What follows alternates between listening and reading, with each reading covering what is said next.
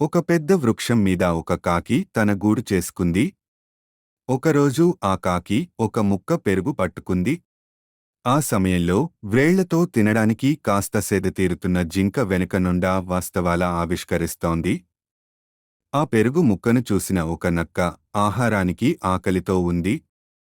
నక్కను కాకిని మోసం చేయాలని అనుకుంది. అప్పుడు కాకి దగ్గరకు వెళ్ళి, ఓ కాకమ్మా, నీ పాటలు ఎంత మధురంగా ఉంటాయో నాకు తెలుసు. నిన్ను ఎవరు రాకుండా అందరూ వింటారు. ఒక పాట పాడి వినిపించవా అని అడిగింది.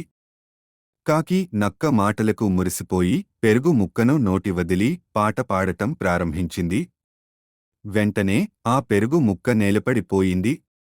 అది చూసి నక్క పెరుగు ముక్కను తీసుకుని, ధన్యవాదాలు కాకమ్మా, నీవల్ల నాకు మంచి విందు దొరికింది అని చెప్పి అక్కడి నుండి వెళ్ళిపోయింది. కాకి తన తప్పును గ్రహించి చాలా సిగ్గుపడింది. అప్పటినుండి ఎవరి మాటలు విని మోసపోకూడదని నిశ్చయించుకుంది.